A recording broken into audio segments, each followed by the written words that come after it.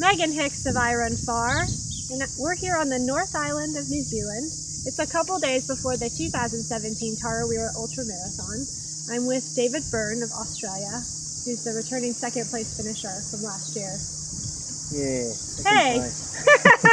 I know, that doesn't sound so good, does it? No, it sounds great. Okay. It was a surprise, so it sounds really good. So we got to know you for the first time in watching you race here last year. You were sort of diving headfirst into trail running, and that was your first 100K. Yeah. So I'd done a bit of trail prior to it, but the longest being 56K, I think. Okay. And double the distance. Yeah. Double the fun. Yeah, that's right. More value for money. So yeah, it was great. Loved it.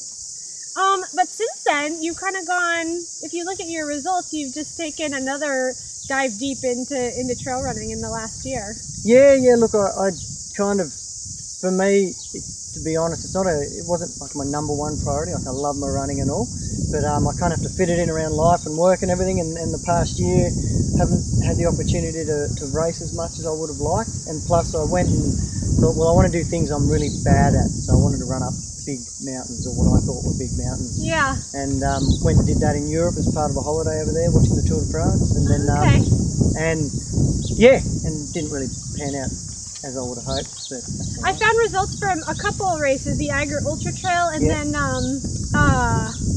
Mont Blanc Marathon. Yeah, it looked like you had rough days there in both. Mate, it was shocking. So I was in great shape and I should have run really well, particularly at the first of the two, Mont Blanc. But rookie error, I had a support crew and they weren't at the checkpoint. And I run pretty lean in terms of what I carry and everything. I'm a very small human, so I try and minimise everything. And fueling wise, I didn't realise how much fuel you should be eating. I think my Earl Backhausen's educated me well in that department now.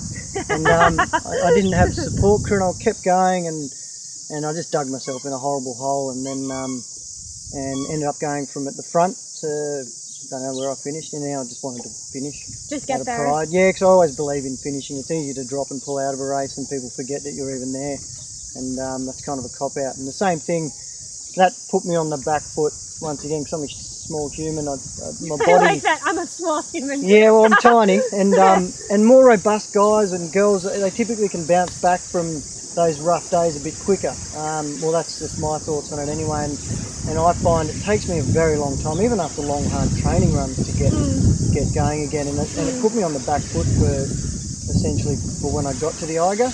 I was still not feeling terribly good. Got it. But regardless, I was never going to miss that race, and I was never going to not finish, and set sail at the front again, feeling great, and then just went backwards. Okay. And once again, I had to finish, so I just kept going, so I'll just walk it in and finish it, Well, I think that one's also about the same distance as Tarawera, but a huge amount of extra time. Yeah, there's a lot of climbing, there's heaps of snow and ice, and I've never run in that before. So you go up the top of a mountain, like, they're all using poles, and I'm like, I don't know how to use poles, and I almost bought some the night before.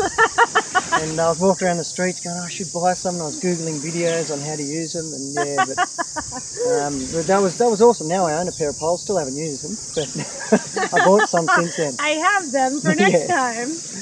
Well, let's talk a little bit about like the perspective that you've gained with a year's worth of experience. You ran your first 100K here last year. You went out into the wide world and learned some things, made some mistakes. Ran a whole lot longer than you're going to need to this weekend. What new vision or what new way do you look at the same race a year later? The big thing for me, realistically, the only real change is fuel. I mean, last year I think I consumed 7 gels. The whole race? Yeah, and some tailwind, and then that's like a third or half, at least half of what I should be consuming. So that's the biggest change, will be the fueling side. I think my racing will never change. I always race towards the front or from the front. I don't really see the point of kind of sitting back in 8th or something and trying to roll through to 5th or 4th. I don't really see the point in that. I'd rather try and break myself and have fun and bang heads, and if I have a good day, then I'm hopefully good enough to hang on or run well. have a rough day, then goes pear-shaped and I look like an idiot and come 50th. That's all right. Maybe not 50th, Yeah, maybe but 7th or something, back right? in the field, yeah.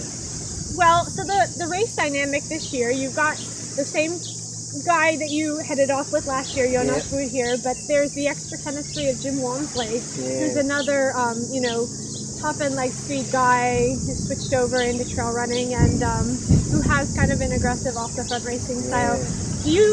Have you envisioned how you think it's going to play out with the three of you this year? I've envisioned Jim running off the front. Okay. And leaving everyone behind. Okay. And then the likes of Jonas and myself and Gediminas and Sam McCutcheon is a New Zealand guy that I think most people are missing, who's extremely good. You know, we'll sort of be doing our own thing unless someone jumps on the gym train. I mean, that's a legitimate question, I think. Is anybody going to jump on the gym train? If it's look, if it's not stupidly quick, I'll jump on just to see what happens. Okay. And to say that I've run with Jim for a little while. Okay.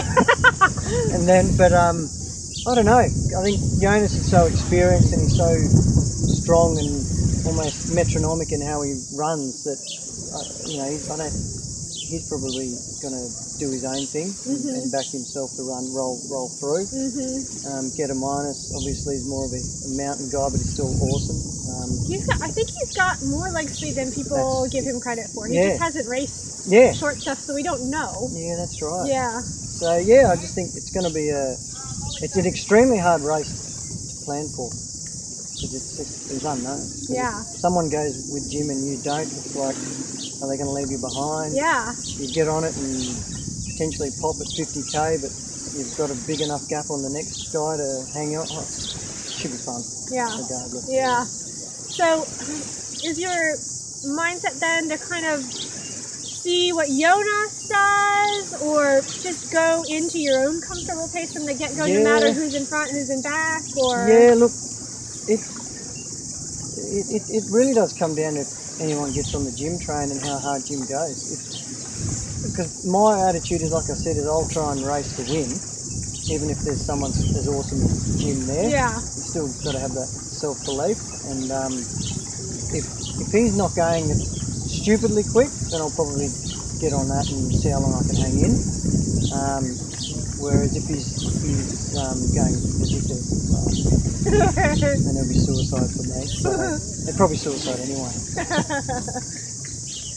Last question for you. You were a, I don't know, quote unquote newbie here last year. I'm sure you learned a lot that you have taken forward into races this past year and this weekend. There might be some people watching this who are in the same position as you this year than last year. Any pieces of advice on how to do it well or how to avoid disaster? Yeah, look, I think fueling's a big part. Get lots of fuel in early, so you're ahead of the curve a bit later in the race. And the end of the race, so much of it's tending downhill and it's so runnable and fast that you know, you can, if you're feeling good and you've got good legs, you can really roll home the last 30 k's. So I think a lot of people, me included, will make the mistake of going out really quick and when you feel good and possibly costing yourself a lot of time in the back half. So it's just about like having an even distribution of effort. Even distribution of effort. You hear that, everybody? Awesome. Well, best of luck to you. Thank you. I'm looking forward to the dynamics of the men's race. I'm not going to lie. Yeah, I know. It's got to. If I'm looking forward to it from the outside looking in, so just to live it on Saturday will be fun. Yeah, it's going to be awesome. Good luck to you. Thank you.